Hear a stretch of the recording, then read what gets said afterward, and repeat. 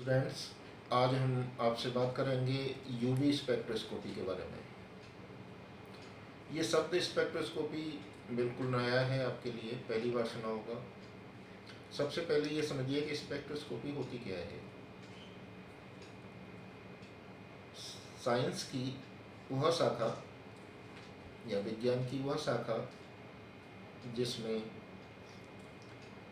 पदार्थ और विद्युत चुम्बकीय विकिरणों की अंतरक्रिया से प्राप्त स्पेक्ट्रम का अध्ययन करके और विश्लेषण करके यौगिकों की संरचना ज्ञात की जाती है, स्पेक्ट्रोस्कोपी कहलाती है। स्पेक्ट्रोस्कोपी कई प्रकार की होती है, जैसे UV spectroscopy, NMR spectroscopy, IR spectroscopy, mass spectroscopy आदि। लेकिन जैसा कि हम जानते हैं हमारे सिलेबस में यूवी स्पेक्ट्रोस्कोपी है, तो हम इसी स्पेक्ट्रोस्कोपी से शुरुआत करते हैं। बाद में आईआर स्पेक्ट्रोस्कोपी के बारे में बात करेंगे। यूवी स्पेक्ट्रोस्कोपी में पदार्थ और परावैंगनी विकिरणों की अंतरक्रिया से प्राप्त स्पेक्ट्रम का अध्ययन और विश्लेषण करके यौगिकों की संरचना ज्ञात की जाती है। इसीलिए इस स्पेक्ट्रोस्कोपी को यूवी स्पेक्ट्रोस्कोपी कहते हैं। सबसे पहले एक नया शब्द और आ रहा है इसमें, जो है विद्युत चुम्बकीय विकिरण या इलेक्ट्रोमैग्नेटिक रेडिएशंस। ये क्या होते हैं? सूर्य से निकलने वाले वे विकिरण जिनके साथ चुंबकीय क्षेत्र और विद्युत क्षेत्र दोनों संबद्ध रहते हैं, जो परस्पर एक दूसरे के और संचरण की दिशा के लंबवत रहते हैं, विद्युत चुम्बकीय विकिरण कहलाते हैं। विद्युत चुम्बकीय विकिरण कई प्रकार के होते हैं, और अगर हम इनको ऊर्जा के घटते हुए क्रम में देखें तो सबसे पहले आता है कॉस्मिक किरण, जैसे gamma rays, X rays, ultraviolet या परावैंगनी विकिरण, दृश्य विकिरण, आईआर विकिरण, माइक्रोवेव या सूक्ष्म तरंग, रेडियो वेव्स या रेडियो तरंग, और इलेक्ट्रिक करंट या विद्युत धारा। ये मैंने आपके साथ जो बोला है ये ऊर्जा का घटता हुआ क्रम है। इसका मतलब सबसे ज़्यादा ऊर्जा कॉस्मिक किरण, एक्स किरण और गामा रेज की होती है। उससे थोड़ी सी कम ऊर्जा परावैंगनी और दृश्य विकिरणों की होती है। उससे कम ऊर्जा आईआर विकिरणों की या अवरक्त किरणों की होती है। उससे कम माइक्रोवेव या सूक्ष्म तरंगों की होती है, और उससे कम रेडियो तरंग, और उससे कम इलेक्ट्रिक करंट की होती है। अब जैसा कि हम जानते हैं, दो समीकरण ऊर्जा से संबंधित हैं। एक समीकरण आपने पढ़ा है E = h न्यू। यहाँ पर E ऊर्जा है, h प्लांक स्थिरांक है, और न्यू विकिरणों की आवृत्ति है। तो इन विद्युत चुम्बकीय विकिरणों की ऊर्जा है वो इस समीकरण के द्वारा दी जाती है। अगर हम h को यहाँ से हटा दें तो E अनुक्रमणपाती न्यू। इससे स्पष्ट होता है कि विद्युत चुम्बकीय विकिरणों की जो ऊर्जा है वो इनकी आवृत्ति के अनुक्रमानुपाती होती है।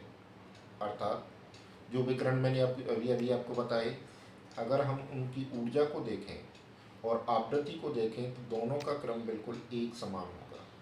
अर्थात ऊर्जा भी घटते क्रम में है और आवृत्ति भी घटते क्रम में है। लेकिन हम जानते हैं आवृत्ति न्यू बराबर c/λ। इस आधार पर देखा जाए तो E = h c/λ। यहाँ पर h और c दोनों स्थिरांक हैं, कांस्टेंट हैं।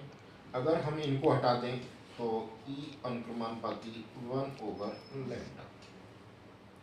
तो इन दोनों से समीकरणों से स्पष्ट है कि विद्युत चुम्बकीय विकिरणों की जो ऊर्जा है वो आवृत्ति के तो अनुक्रमानुपाती होती है, समानुपाती होती है, लेकिन तरंग दैर्घ्य के व्युत्क्रमानुपाती होती है। अर्थात जो क्रम विद्युत चुम्बकीय विकिरणों की ऊर्जा का होता है, आवृत्ति के सापेक्ष, तरंग दैर्घ्य के सापेक्ष उसका उल्टा होता है। अर्थात जो विकिरण ऊर्जा के बढ़ते हुए क्रम में होते हैं, वो विकिरण तरंग दैर्घ्य के घटते हुए क्रम में होंगे। तो इस आधार पर अगर हम देखें तो परावैंगनी या दृश्य स्पेक्ट्रोस्कोपी की बात करते हैं आपसे, और इसमें परावैंगनी विकिरणों की अंतरक्रिया पदार्थ के साथ होती है, जिससे हमें स्पेक्ट्रम प्राप्त होता है। उस स्पेक्ट्रम का विश्लेषण और अध्ययन करके हम विभिन्न कार्बनिक यौगिकों की संरचना को या विभिन्न रासायनिक यौगिकों की संरचना को ज्ञात कर सकते हैं। परावैंगनी विकिरण, अगर हम विद्युत चुम्बकीय विकिरणों को देखें तो दृश्य विकिरणों से पहले आते हैं, और इनकी तरंग दैर्घ्य का जो ऑर्डर होता है वो 200 से 400 नैनोमीटर के मध्य होता है। तरंग दैर्घ्य के आधार पर इन विकिरणों को 3 प्रकारों में बांटा गया है। नंबर 1 निकटस्थ परावैंगनी विकिरण, नंबर 2 मध्यस्थ परावैंगनी विकिरण, और नंबर 3 दूरस्थ परावैंगनी विकिरण। निकटस्थ परावैंगनी क्षेत्र की तरंग दैर्घ्य की परास जो है 300 से 400 नैनोमीटर के मध्य होती है, और चूंकि यह क्षेत्र दृश्य क्षेत्र के निकट स्थित होता है, इसीलिए इसको निकटस्थ परावैंगनी क्षेत्र या नियर अल्ट्रावायलेट रीजन कह देते हैं। दूसरे नंबर पर मध्यस्थ परावैंगनी क्षेत्र या मिडिल अल्ट्रावायलेट रीजन आता है।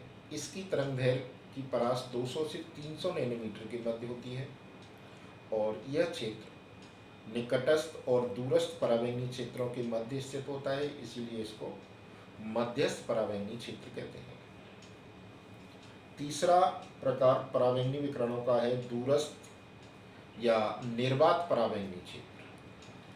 दूरस्थ या निर्वात परावैंगनी क्षेत्र दृश्य क्षेत्र से दूर स्थित होने के कारण दूरस्थ परावैंगनी क्षेत्र कहलाता है, और इसकी तरंग दैर्घ्य की परास 10 नैनोमीटर से 200 नैनोमीटर के मध्य होती है। इस प्रकार ये 3 प्रकार के परावैंगनी क्षेत्र होते हैं।